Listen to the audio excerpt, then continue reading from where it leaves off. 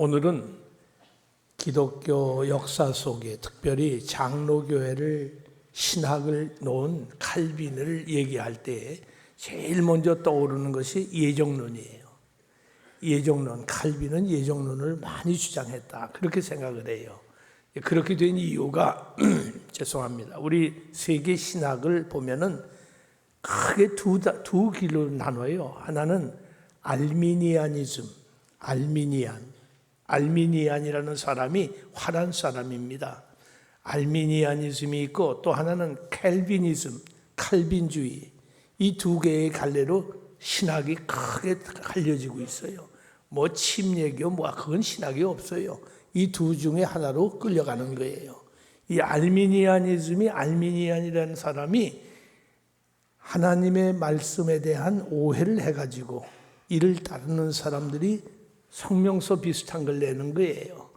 그랬더니 칼빈을 따르는 사람들이 그거 아니다, 성경은 그렇게 가르치지 않는다 해서 5가지 중요한 교리를 집약해서 만들어낸 것이 소위 칼빈주의 사상이라고 알려져 있는 튜립이라고 하는 단어 속에 포함되어 있어요.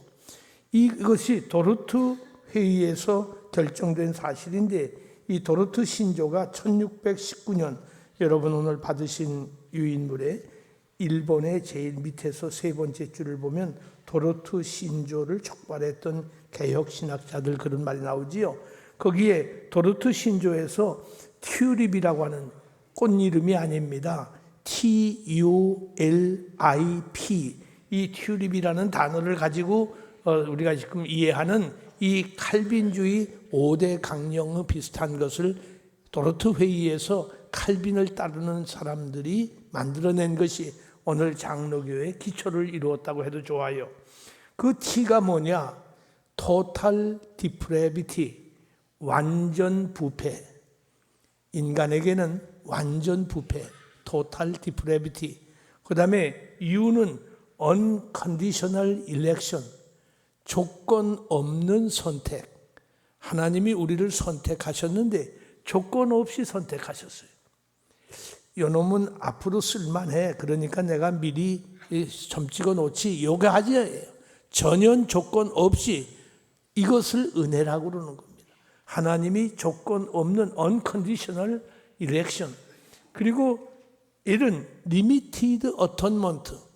오늘날도 많은 사람들이 하나님이 어떤 하나님인데 사람을 왜 지옥에 보내나, 모든 사람은 다 구원받는다, 이런 얘기를 하는데 그렇지 않아요. 칼빈주의는 리미티드, 제한 속죄, 다 용서하는 게 아니에요. 하나님의 은혜로 특별히 용서를 한단 말이죠. 그리고 irresistible grace, 불가항력적 은혜. 이 말은 이미도 했어요. 하나님이 주시는 은혜를 우리가 한거할 수가 없습니다.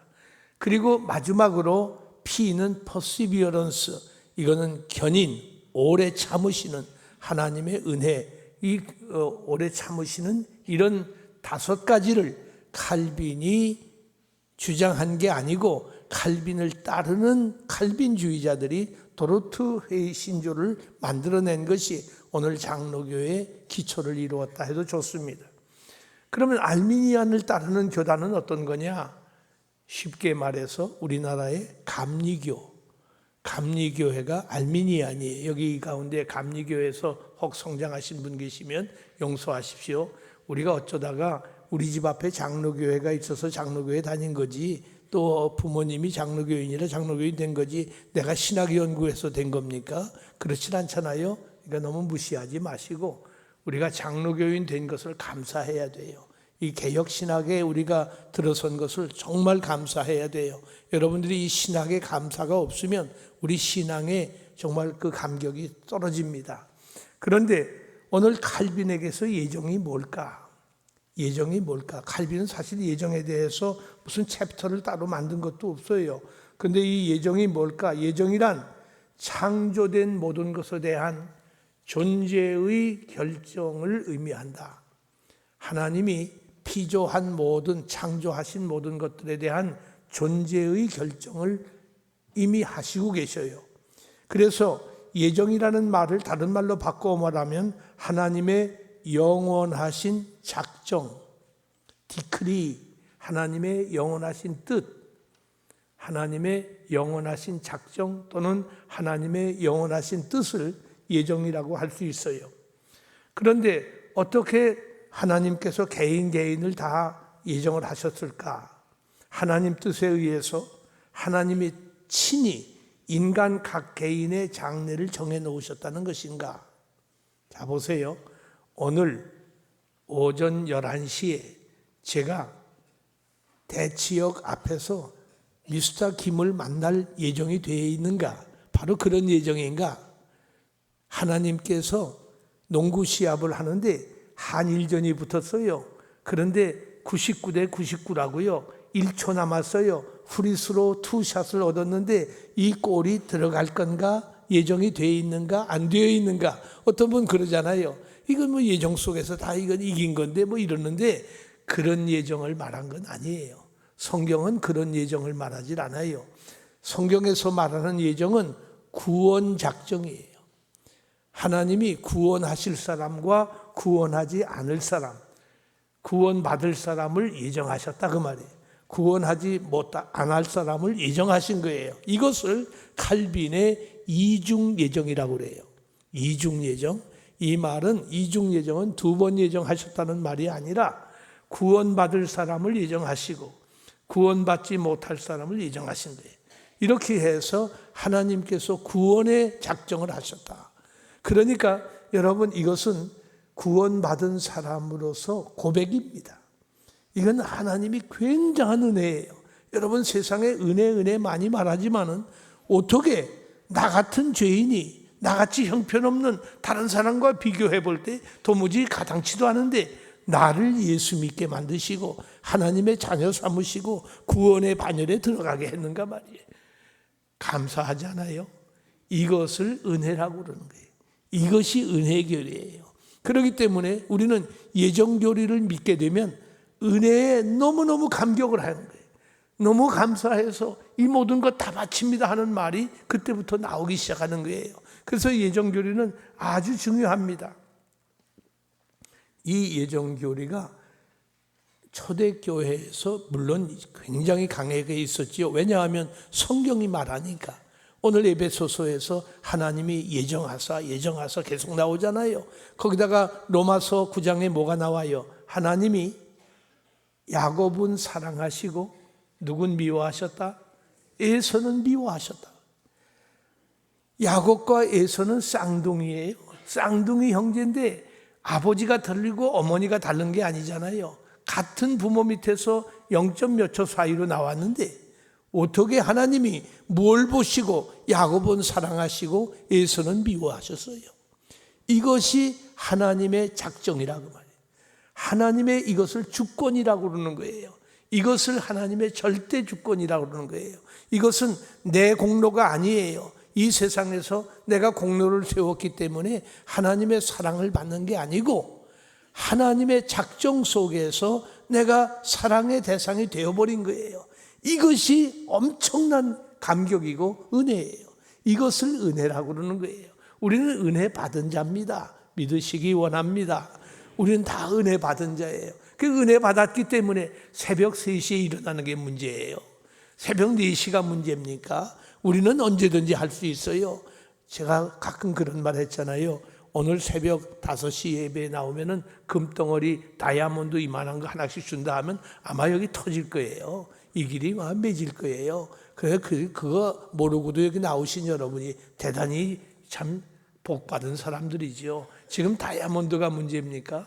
하나님이 나 같은 죄인을 하나님이 구별해서 은혜의 자리로 세우시고 구원을 받는 백성이 되게 하셨으니 이거야말로 놀라워요. 그런데 그 작정한 그 사람은 아버지께서 내게 주신 생명은 하나도 빼앗기지 않겠다 그랬습니다. 예수님이 하나도 뺏기지 않아요. 그러니까 한 번 구원으로 작정된 사람은 미끄러져 내려가는 것 같아도 결국은 하나님의 백성으로 돌아오게 돼 있어요. 하나님의 자녀로 그가 선택받았기 때문에 버림을 받지 않는다. 그래서 이것을 신학적 용어로 선택과 유기라는 단어를 써요. 선택과 유기. 선택은 선택받은 거 선택이지만 유기는 버림받는 거예요. 버림받는 것. 이 세상에 버림받은 사람들이 많이 있어요. 천사람 만사람 중에 우리가 구원을 얻은 것이, 부름을 받은 것이 이게 선택 아니에요. 선택받아 보셨어요? 여러분 선택받을 때 그 감사와 기쁨이 얼마나 큽니까? 그 어려운 선택을 받을 때 더욱더 그렇지 않습니까? 어떤 일을 우리가 통과할 때 선택받은 자로서 통과하는 것이 얼마나 중요한 것을 알고 있어요. 그런데 이런 예정을 지금 칼빈이 중세 신학에서부터 아주 강하게 강조를 해서 우리에게 알려주고 있습니다. 이 모든 것이 신학으로 나오기 전에 주석 성경을 읽고 연구해 보니 성경의 결이더라고 말이에요. 이것이 성경 결이에요. 그래서 이번에 로마서 주석이 나옵니다. 로마서 주석. 이 주석이라는 말은 여러분 아시는 대로 성경을 쉽게 풀이하는 거지요. 이해할 수 있도록 만드는 거예요. 1540년에 로마서를 기록했는데 그는 강의를 통해 성경을 해석하는 성경교사로 임명되었다. 자, 우리가 첫날 그런 말을 했어요. 칼빈은 신학교 다닌 적이 없다. 왜? 그 당시 신학교는 가톨릭 신학교예요. 그러니까 루터는 가톨릭 신학교를 졸업했어요. 그리고 가톨릭에서 박사학위를 받고 가톨릭 신학교 교수를 했어요. 그래서 루터가 종교개혁을 일으킬 때 교황청에서 루터를 파직시켰죠. 그때 루터가 겁이 나가지고 제발 파직만은 시켜주지 마십시오라고 빌기까지 했어요. 그러나 칼빈은 천주교회 가톨릭의 신학교 문도 밟아보질 않았어요. 처음부터 그는 인문학을 공부했고 헬라어와 히브리어를 공부했어요. 그리고 성경을 연구한 거예요. 엄청난 천재입니다. 첫날 말씀했지요. 이거 기독교 강요 이 엄청난 것을 500년 동안 지금도 고전 중에 고전으로 읽혀진 이 책을 그의 나이 26세 때에 이것을 쓴 거예요. 여기 26살 된 분이 있으면 한번 생각해 보세요. 여러분 그만한 영적인 그런 수준에 있을 수 있어요. 26살에 이 책을 쓰고 27살 때에 출판이 된 거예요. 그 다음에 출판이 됐어요. 그러니까 이 칼빈은 보통 하나님이 보통 보내신 분이 아니에요. 500년 동안 이런 사람이 두 번 나타나지 못해요. 앞으로 1000년이 돼도 이런 사람이 또 나타날까 할 정도예요. 그런데 이 사람이 신학교를 가지 않았는데 성경을 주석하는 거예요. 성경을 주석하는데 인문학에서 해석학을 공부했단 말이에요. 그래서 성경을 주석하는데 엄청난 영향을 가져옵니다. 칼빈이 요한계시록을 제외하고 모든 성경을 다 주석을 냈어요.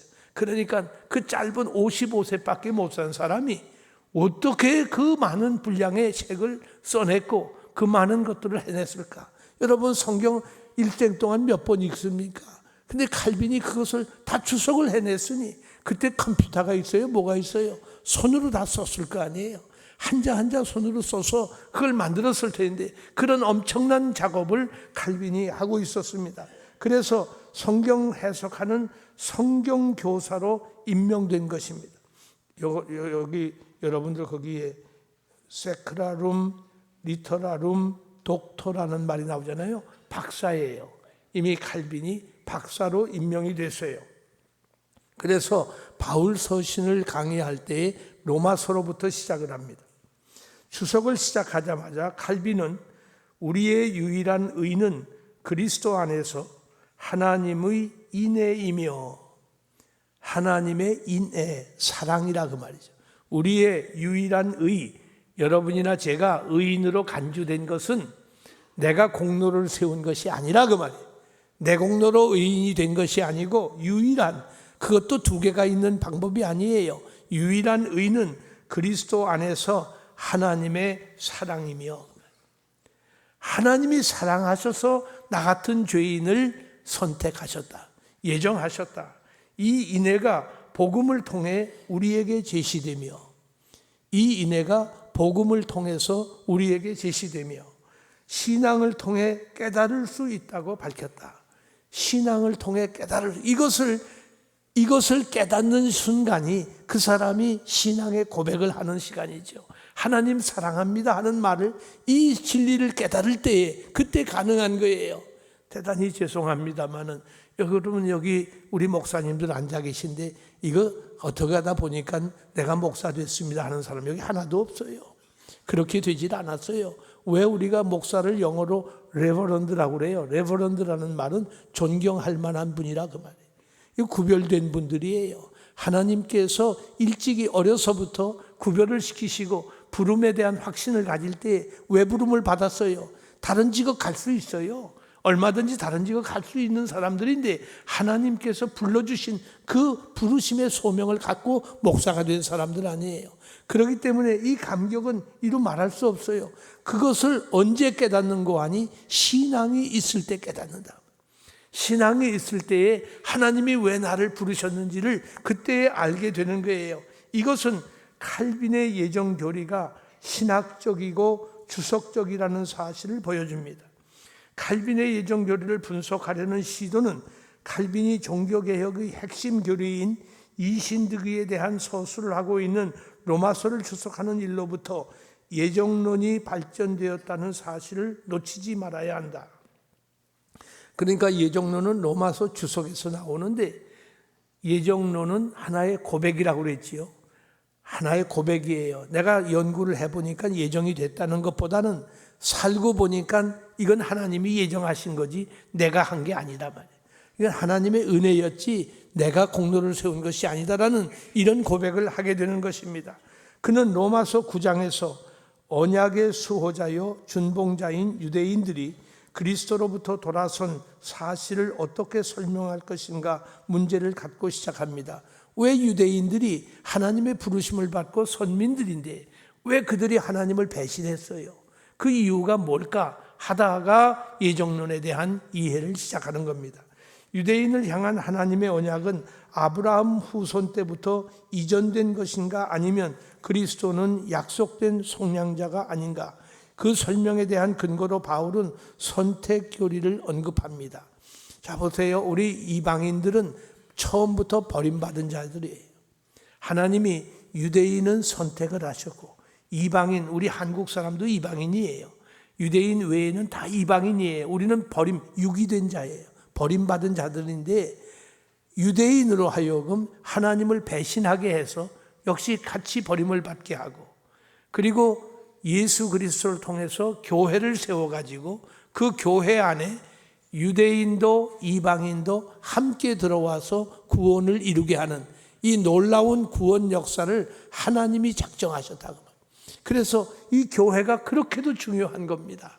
우리가 에베소서를 여러분 설교를 여러 차례 들으셨을 거예요. 기억하시는 분이 계신지 모르겠는데 역사의 중심이 교회예요. 역사의 목표가 교회예요. 그러니까 교회를 통해서 하나님이 역사를 끌고 가시고 교회가 어떻게 됐느냐에 따라 이게 달라지는 거예요. 여러분 한국사를 잘 보세요. 1959년에 대한예수교 장로회가 합동파와 통합파로 갈라집니다. 그 다음에 뭐가 일어났지요? 4.19 혁명, 5.16 혁명, 막 혁명이 터져 나오는 거예요. 그런데 고려파와 기장이 또 갈라져 나갈 때에 그때는 우리나라에 엄청난 전쟁이 생겨요. 6.25가 터지는 겁니다.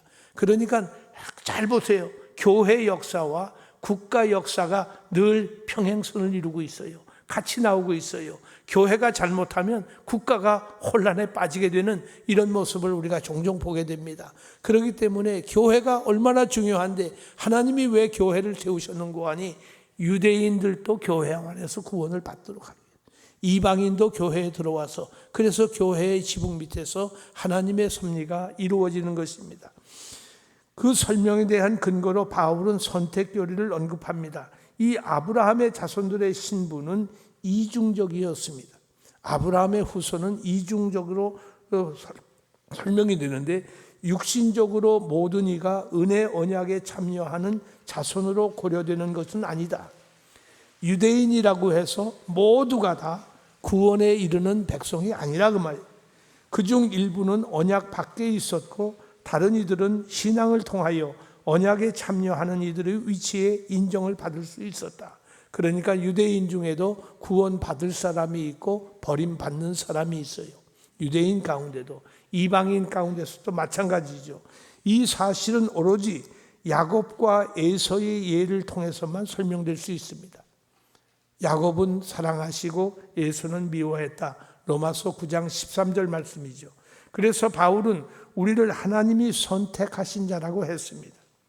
이것은 선택받은 자만이 할 수 있는 말이에요. 우리는 하나님의 선택을 받은 사람이에요. 믿으십니까? 어떻게 예수를 믿게 됐어요? 어떻게 우리가 예수님을 내 구주라고 고백을 합니까? 선택받지 못한 사람은 이 고백을 못해요.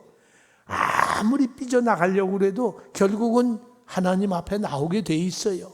왜? 하나님이 선택하셨으니까. 불가항력적 은혜란 말이에요. 이거는 한거할 수가 없어요. 이건 따라갈 수밖에 없습니다. 이 놀라운 선택자, 이 선택이 하나님 한 분의 인애로 결정되는 것이기 때문에 사람을 통해 그것을 갈구하는 것은 무의미하다. 이 선택이 누구에 의해서 결정된다? 하나님의 무엇으로? 인애로, 하나님의 사랑으로 결정된 거예요. 그러니까 하나님의 사랑이 얼마나 무한하셔요. 얼마나 대단한 거예요. 그것은 사랑받아 본 사람만이 할 수 있는 고백이죠. 아무나 할 수 있는 고백이 아니에요. 하나님은 사랑이다. 지옥에 떨어질 사람은 그 말 못해요. 지옥에 떨어질 사람은 그 말 못해요. 하나님은 사랑하십니다. 누구를? 나를 사랑하셔요. 나를 선택하셨잖아요. 아이고 내 형편이 지금 어떤데? 그렇질 않아요. 하나님이 사랑하시는 자, 곧 그 뜻대로 부르심을 입은 자에게는 모든 것이 합력하여 무엇을 이룬다? 선을 이룬다. 이 선을 이룬다는 말은 구원을 이룬다는 말이에요. 여기서 선은 구원이에요. 작년에 우리 아들 A대학에 시험 쳤다 떨어졌더니 금년에는 그보다 훨씬 좋은 대학에, 더 좋은 학과에 B대학에 붙었다. 하나님이 선을 이루셨다. 그러지 마세요. 그것도 물론 선이지만은 그런 뜻으로 바울이 우리에게 가르쳐준 말씀이 아니에요. 병들고 사업에 실패하고 가정이 파탄되고 어려움이 자꾸 나에게 닥쳐오고 그것을 통해서 점점 더 하나님을 가까이 하게 되고 구원에 접근하게 되고 구원의 백성으로 온전하게 이루어 주시는, 이것이 하나님이 합력하여 선을 이루시는 하나님의 방법임을 우리는 믿습니다. 언약을 주셨다는 동일한 부분이 에서와 이스마엘이, 이삭과 야곱이 누리던 하나님과의 관계, 구원, 은혜를 동일하게 누렸음을 의심하지 않는다. 에서나 이삭이 하나님의 은혜를 동일하게 누렸어요. 바울은 주님께서 그 언약을 그들에게 최초로 주셨다 하더라도 아브라함의 모든 아들들이 하나님의 아들들이라는 것을 칼빈은 부인합니다. 이스마엘도 아브라함의 아들이지요. 그러나 이삭과는 달라요. 이게 구별되는 거예요. 칼빈은 이 구별점을 기독교 강요 3권 21장 7절에서 일반 선택과 특별 선택으로 구별하여 언급합니다. 우리는 구원의 자녀로 특별 선택을 받은 사람들이에요. 참 이스라엘은 각의 혈통이나 전문가의 직함, 외부적 신호를 통해서 구별해낼 수 있는 것이 아니다. 유대인의 자손으로 태어났으니까 이스라엘이다. 그건 아니라 그 말이죠. 참 유대인을 구성하는 것은 할례가 아니라, 오늘날도 그렇잖아요. 할례 받은 사람은 유대인이고 이방인이라도 할례 받으면 유대인으로 간주해요. 그게 아니고 그것은 개인의 내부 깊은 곳으로부터 이루어지는 것이다. 육신의 할례가 아니고 마음의 할례를 받아야, 죄를 끊어버리고 하나님의 사람이 되어야 그 사람이 할례인이지. 로마서 9장 6절 주석에서도 칼빈은 바울이 이스라엘에 속하며 아브라함의 자손인 모든 사람이 이스라엘이다라는 것을 부정하였다고 서술한다. 모든 이스라엘, 아브라함의 자손이 다 이스라엘이 아니에요. 로마서 9장 11절 주석에서도 모든 할례 받은 자가 공동체적인 언약에 의해서 양자가 된다 하더라도 은혜가 이 모든 이에게 있어 유효한 것은 아니라고 했다. 그리스도의 유익을 누리는 자들과 그렇지 못한 자들은 순전히 선택으로 인하여 구별된다. 그리스도의 유익이 뭐예요? 구원 유익이에요. 그리스도를 통해서 여러분들이 무슨 유익을 받습니까? 구원의 유익을 받잖아요. 그것은 선택으로 인해서 구별이 되는 것입니다. 그리고 그 선택은 은혜입니다. 우리가 선택받았다면 은혜 받은 자입니다. 여러분 가운데 나는 은혜를 못 받았어. 어떤 분 그러잖아요. 왜 혼자 은혜 받았냐고. 그게 무슨 말이에요? 구원받은 사람은 그런 말 못해요. 이게 내가 처음부터 살고 지금까지 숨 쉬는 게 전부 은혜지. 어떻게 내 공로가 있습니까? 이게 다 거저받은 거 아니에요. 은혜로 사는 줄 믿습니다. 하나님 앞에서 이 놀라운 은혜의 사람. 그러면 기독교 이렇게 주석에서 선택에 대한 얘기를 했는데 기독교 강요에서는 어떻게 했는가? 갈비는 선택과 유기 안에 신적 판단의 웅장함이 자연스럽게 나타나는 것을 볼 수 있습니다. 모든 사람에게 무차별하게 구원의 희망을 주어 양자 삼는 것이 아니라 우리 하나님께서 우리를 의롭다고 하신 다음에 법적인 문제를 해결하신 다음에 그 다음에 양자를 삼으셔요. 우리는 그리스도 예수로 인해서 양자된 사람이 하나님의 아들이 되고 딸이 됐어요. 양자 삼는 것이 하나님께서 모든 사람에게 무차별적으로 그냥 다 양자 삼은 것이 아니다. 몇몇에게 주어지고 몇몇에게는 부인되는 이런 비교를 통해 하나님의 은혜가 나타난다. 믿으시면 아멘 하시기 바랍니다. 하나님께서 다 양자 삼은 게 아니에요. 몇 사람은 양자 삼으시고 몇 사람은 버리십니다. 예정에 대한 질문이 생길 때 한 가지 안전한 방법은 말씀을 통해 나타내시고자 하시는 신적 의지의 비밀에 자신을 맡기는 것이다. 이 예정이 됐느냐 안 됐느냐, 내가 선택의 대상이 됐느냐 안 됐느냐, 이것은 신적 비밀이에요. 신적 의지의 비밀, 하나님 뜻의 비밀이라고 말해요. 이것을 거기 하나님에게 맡겨야지. 그걸 알려고 너무 노력하지 말란 말이에요.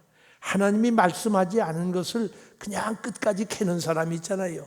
남의 비밀 캐듯이 그냥 캐고 다니는 사람이 있어요. 그거 좋지 않아요.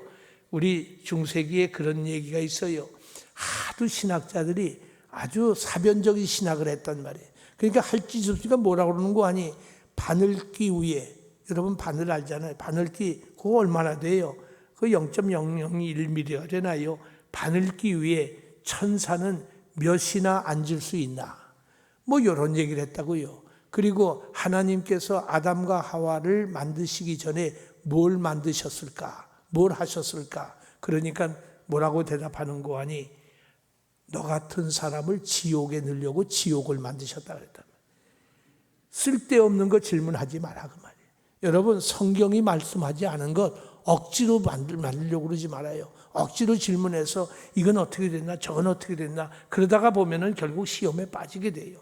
그러니까 그런 너 같은 사람 지옥에 넣으려고 지옥 만드셨다 그랬다면, 창세전에 지옥부터 만드셨다는 이 무서운 말이 뭐예요? 우리가 그러기 때문에 너무 사변적인 신학에 빠지는 것, 그것은 조심해야 됩니다.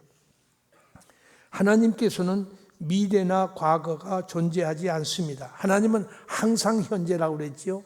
자 보세요. 우리가 등산을 할 때에 7분응선쯤 올라가면 그 정도밖에 안 보여요. 이쪽 편은 안 보입니다. 미래는 안 보여요. 그런데 비행기를 타고 산꼭대기 높이 올라가면 이 편도 보이고 저 편도 보이죠. 그러니까 하나님께는 현재예요. 항상 현재예요. 과거도 현재고 미래도 현재고 현재도 현재예요. 다 보이는 거예요. 한꺼번에 다 나타나는 거예요. 그러니까 하나님의 시간은 현재형이에요. 현재형이에요. 우리가 과거에 함께 하신 하나님 오늘도 변함이 없어요. 오늘도 하나도 변한 게 없어요. 그래서 어제나 오늘이나 영원히 변치 아니하시는 하나님, 그 하나님이 우리에게 신적 의지의 비밀을 갖고 계시는데 그 신적 의지의 비밀을 하나님께 맡겨야지. 그것을 너무 캐내려고 하다가 시험에 들지 말아라. 하나님께서는 미래나 과거가 존재하지 않는다. 갈비는 예정을 하나님의 영원한 작정이며 하나님의 영원한 작정 속에서 예정된 거지요. 이것을 통해 각 사람에게 연관된 하나님의 의지를 당신이 구성하신 대로 나타내시는 것이라고 정의했습니다. 어떤 사람은 구원받도록, 다른 사람은 구원받지 못하도록 예정이 되어 있는 거예요.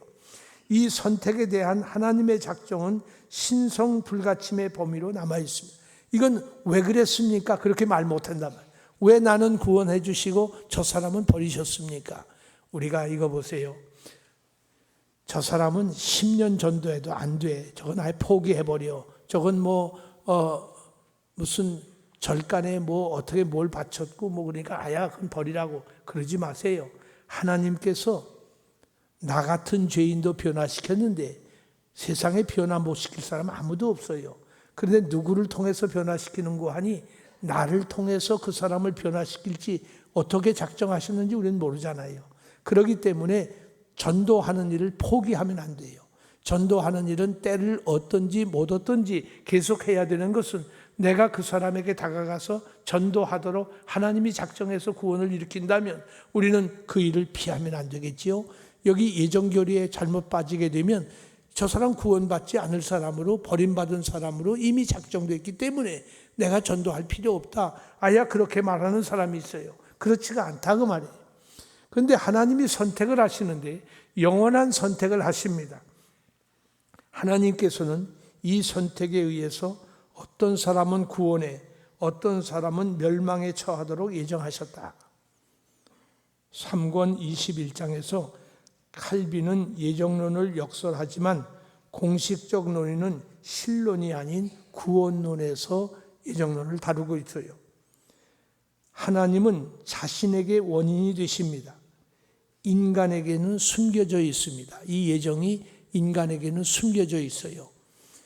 믿는 자와 믿지 않는 자 사이의 차이가 각 개인의 자의식에서 파생된 것이 아니라 나는 선택받았다, 나는 버림받았다라고 개인이 생각하는 것이 아니라 하나님의 자의식에 근거하고 있다는 하나님의 주권을 인간의 모든 결정 위에 위치시키고 있다. 하나님의 주권에서 이루어진 것이기 때문에 내 뜻으로 이것이 판단되는 것이 아니에요. 칼빈에게 있어서 하나님의 주권은 절대적인 것이다.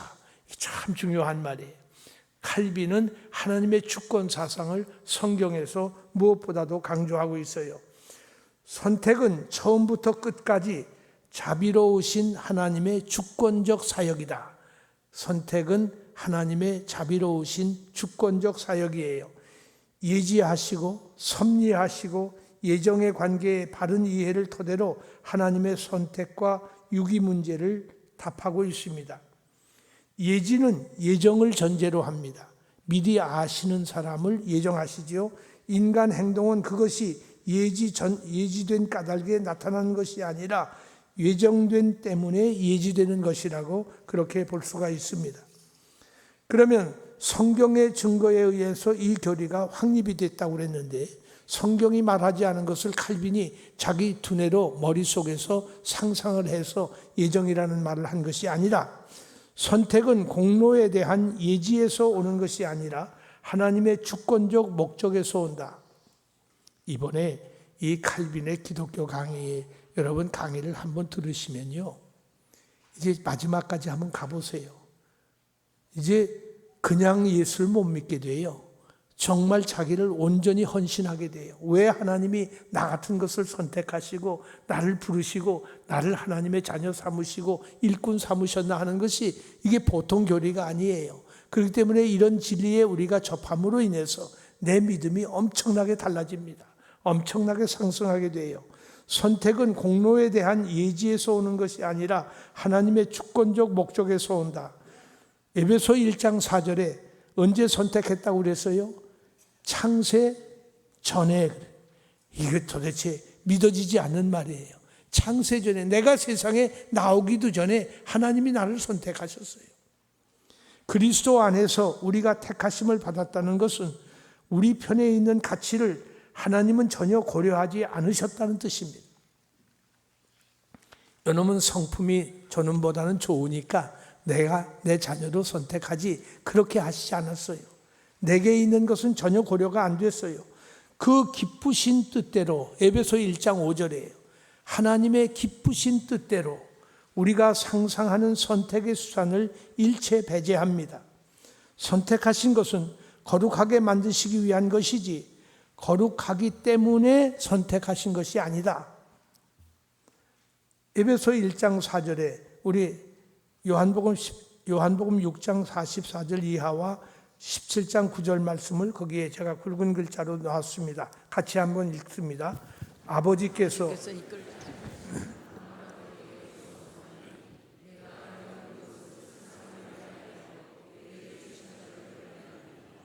아버지께서 이끌지 아니하시면 아무도 내게 못 온다. 내가 아무리 공로가 많아도 내 앞에 못 온다. 그리고 아버지께서 내가 기도하는 것은 세상을 위해서 기도하는 것이 아니라 내게 주신 자들을 위함이라. 그러니까 예수님은 우리의 구원주지 우리를 구원하시기 위해서 오신 분이지 세상에 버림받은 사람과는 상관이 없어요. 선택은 하나님의 소명으로 확인된다. 하나님의 소명으로 선택이 어떻게 확인됩니까? 악인들은 예정된 공정한 멸망을 자초합니다. 소명은 선택에 의존한다. 따라서 오직 은혜의 역사이다. 선택된 자들은 효과적으로 부르심을 받아 그리스도와의 교제에 가입된다. 선택받은 사람은 교회에 오게 돼 있어요. 그래서 제가 새가족 환영할 때마다 가끔 그런 말을 해요. 이 사람이 날 소개해서 교회에 왔습니다. 그럼 전도 받으셨군요. 예, 그렇습니다. 전도 받은 사람 많은데 교회까지 오는 사람 많지 않아요. 이것을 성경적 해석을 하면은 당신은 선택받았다는 말입니다. 선택받았으니 이 선택을 버리지 마시고 끝까지 주님 잘 믿으십시오. 그러면 예, 그래요. 선택받은 사람이 교회에 오는 거예요. 그 아무나 오는 것이 아닙니다. 그렇기 때문에 선택의 증거가 바로 부르심이에요. 선택받은 사람은 부르심을 받게 돼 있어요. 예지와 예정과 부르심과 거듭나게 하심, 믿음, 회개, 양자, 칭의, 성화, 영화롭게 되는 것, 요 전부를 구원이라고 합니다. 구원은 지옥 갈 사람이 천국으로 가는 것만이 구원이 아니에요.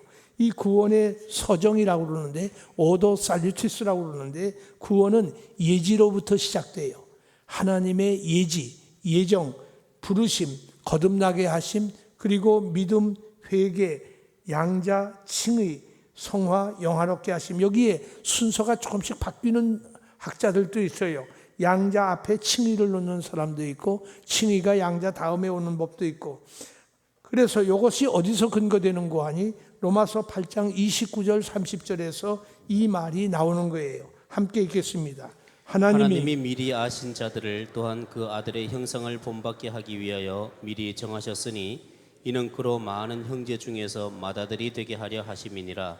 또 미리 정하신 그들을 또한 부르시고 부르신 그들을 또한 의롭다 하시고 의롭다 하신 그들을 또한 영화롭게 하셨느니라. 거기 그대로 구원의 서정이 나와 있죠. 먼저 하나님이 미리 아신 자들, 미리 정하신 분, 그러니까 예지 예정이에요.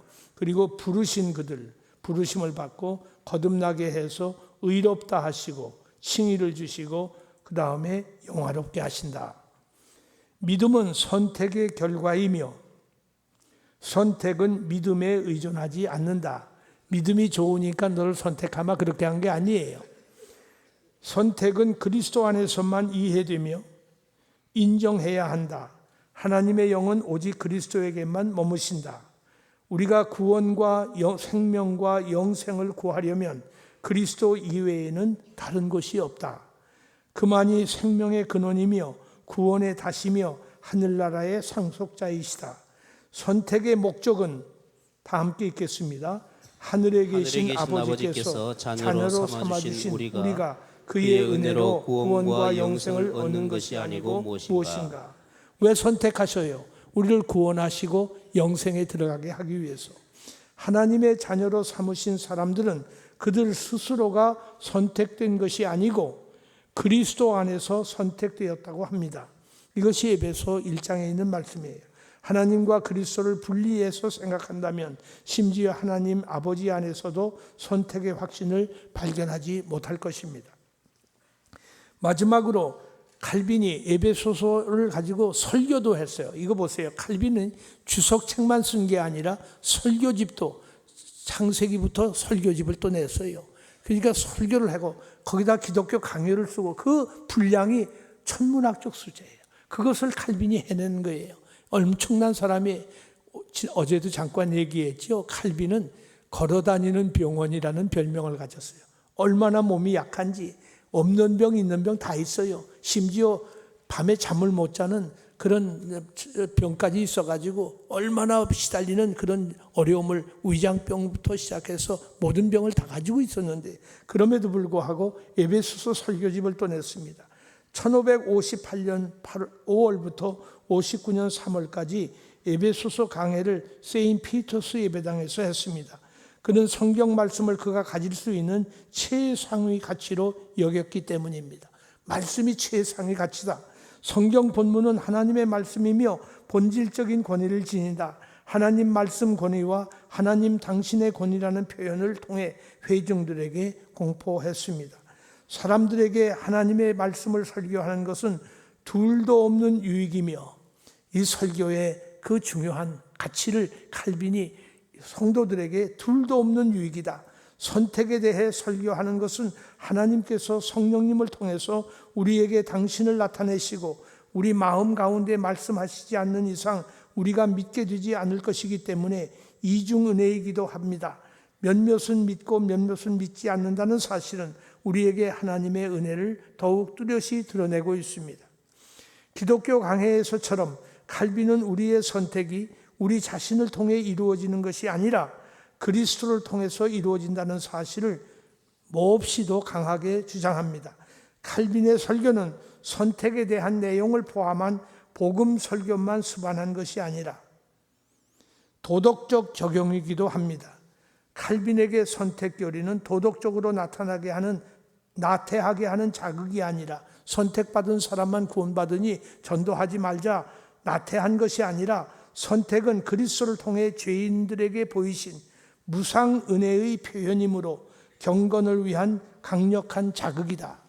칼빈이 설교한 것을 잘 연구해 보면요, 칼빈은 하나님의 말씀을 그대로 연구합니다. 하나님이 이 본문을 통해서 무엇을 말씀하려고 하는지 그걸 찾아내는 거예요. 그거로 끝나면 이건 나하고 상관이 없잖아요. 칼빈의 마지막 부분은 반드시 이걸 드라이브인을 합니다. 드라이브인이 뭔고 하니 내게는 이것이 무슨 뜻이 있는가? 그래서 우리에게 적용을 시키는 거예요. 이것이 설교의 키예요. 많은 설교자들이 죄송합니다마는 이걸 못하는 거예요. 하나님 말씀만 그냥 선포하고 말면 이것이 나하고 상관이 없어져요. 이것이 내 생활에, 내 삶에. 그런데 어떤 목사님들은 죄송하지만 또 이 후자만을 너무 그것만 부풀려가지고 앞에 하나님이 하신 본문에서 원하시는 말씀은 전혀 말씀을 안 하고 해봐야 한 몇 마디로 끝내는 방법이 있는데 그렇지가 않아요. 칼빈은 이 앞부분 하나님이 원하시고 하고 싶은 말씀을 90% 하고 그것을 마지막 한 10% 정도를 적용하는 그런 말씀으로 끝에 맺는 것입니다. 결론을 말씀드린다면 선택받은 감격을 갖고 선택받은 자는 더욱 경건하게 산다. 선택받은 감격을 갖고 선택받은 사실을 아는 사람은 더욱 경건한 삶을 살아요. 오늘도 그리스도 예수 안에서 구원의 선택을 받은 우리 모두가 이 사실을 이미 알았으니 하나님 앞에서 경건한 하나님의 백성으로 사실 수 있기를 주님의 이름으로 간절히 소원합니다.